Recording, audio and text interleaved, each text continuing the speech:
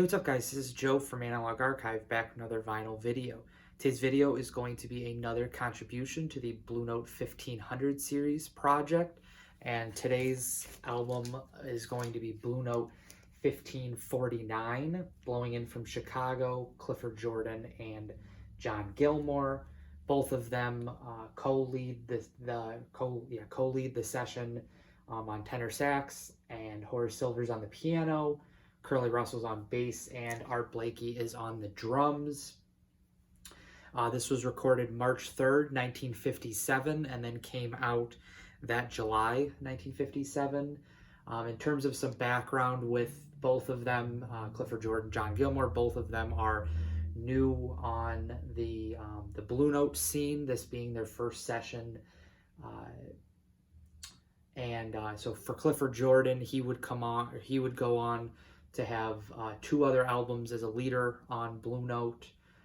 One that's, I think, somewhere in the 1560, 1570, and then there's one that's shortly after that.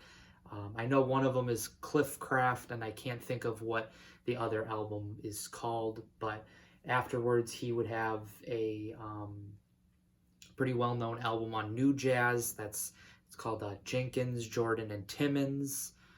So it's got John Jenkins, Clifford Jordan, then obviously Bobby Timmons. And then he would even continue to go into the 60s and 70s and continue to record really high quality jazz. Pretty impressive to have such a long career spanning 3 decades, at least, of having real solid music. John Gilmore would have a few sessions with Andrew Hill in the 60s on Blue Note, but his big contribution was with Sun Ra, starting in the 50s all the way, I think, even into like the 70s. I'm not really familiar with, I know Sun Ra, but I don't really know any of the albums, so I just kind of learned that information about John Gilmore as I made this video.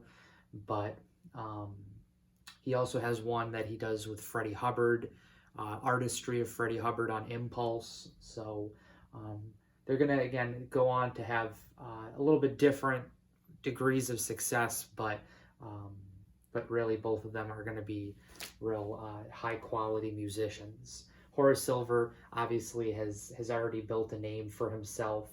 He was actually the one that brought Clifford Jordan and John Gilmore to Alfred Lion to have them record. And then Curly Russell dates back into the 40s, playing with Charlie Parker, Dizzy Gillespie, a bebop bassist, and then obviously Art Blakey starts in the 40s as well, but really at this point is already heated up, had quite a few albums with Blue Note, the different Jazz Messengers albums, and then obviously as you continue to go on, he's going to become arguably the biggest drummer in jazz when it comes to output. So there are 6 tracks that are on this album, 3 on the A side, 3 on the B side, and of the 6 there are only 2 that are written by one of the leaders. Clifford Jordan wrote both of them, and then the closing track on the B side is a Horace Silver original. So 3 of the 6 tracks are original compositions by the musicians, and then the other 3 are just by other artists. So to begin, the first track is called Status Quo, and that features that's a real fast-paced song, really right out the gate. John Gilmore takes the first solo, and then it really very seamlessly and effortlessly goes right into Clifford Jordan. And if you're not listening very, very attentively, it's very easy to miss that break of when, especially on that track. Now, as the album goes on, there are most of the tracks, and it is easy to distinguish between Clifford Jordan and John Gilmore's playing. John Gilmore had a much punchier feel to his playing, while Clifford Jordan took more of that melodic approach. But just excellent playing on that first track.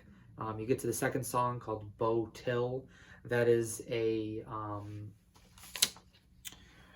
Clifford Jordan original, and that is has a much more Latin feel to it. And the liner notes that were done by Joe Siegel, um, he he says that that was some of the best Horace Silver playing of really of his entire recording career. Now, obviously, the liner notes are from 1957, so Horace Silver obviously had a much would continue to go on and have really, really incredible albums, great compositions, but up to this point, just a really great solo. And I agree with his take on that. Just really, really great alternate kind of contrast to that track compared to the rest of the songs on the album.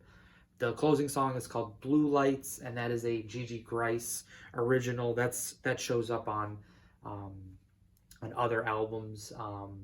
I can't think of exactly what it is, but I've definitely seen that track before. But just a really, really great solo by John Gilmore and then Clifford Jordan.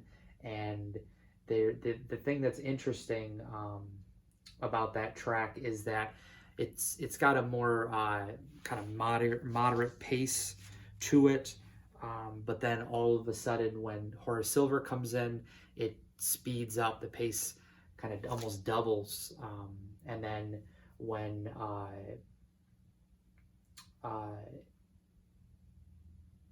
it comes back to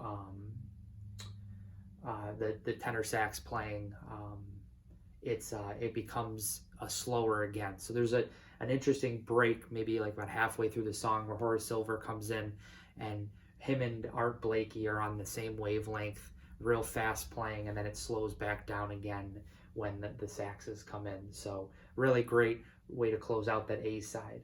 And then the B side opens with Billy's Bounce, which is a standard by Charlie Parker. It's got a little bit quicker of a pace to it than on other recordings, but just a really great track on that, really showing off the speed that Jordan and Gilmore had. And the second track on the B side is called Evil Eye. That is also a Clifford Jordan original. It's got a much bluesier feel to it, and very soulful. And I really enjoy that track, especially. That really contrasts. I know that I said the second track on the A side with that Latin field really is contrasting the rest of the album, but this one really shows off the ability to slow that pace down. It's not a ballad, but it's slower than the other tracks, and just really, really soulful, meaningful playing by really everybody on that. And then the closing song is called Everywhere, and that is a Horace Silver original, and that has a very smooth feel to it as well. The album has a bit of a deceiving name. It sounds like it's going to be just a standard blowing session, and that's not really the feel that I got at all. It's definitely not like 1540, the Hank Mobley Sextet with Lee Morgan and Donald Byrd, where that was just every track was fast, fast, fast. This is very nice, kind of differing style and differing feel to the tracks, and just a very enjoyable album. This is one that's very sought after. I've really never heard of anybody not liking this album, so if this is one that you haven't seen before, I definitely recommend checking it out. Originals are very difficult to find. This is one of the pricier albums, notorious for going over $1,000 for an original, and sometimes even more than that, depending on the condition. So this is the copy that I have is a mid or early 80s, I think it's like 1983, Japanese Toshiba EMI pressing. I got this last year, right towards the beginning of the quarantine. I found this on Discogs and was really looking to just find a copy of this. This is a mono one. It sounds incredible. So this is a great direction to kind of go with it if you are looking to get it. I believe there is another version in the 90s that may be a little bit easier to find than this one. I believe there is also I believe there is a 70s copy of this, another Japanese one from the 70s, but other than that, I don't know if this, I don't think that this was part of that United Artists mono series that they did in the early 70s. I also don't think that there was any represses of this in the 60s, but just a great album. So if one that you can, if you see it online, especially if you see it in your store, I definitely recommend picking it up. It's got it again. The front men, Clifford Jordan, John Gilmore, are not really.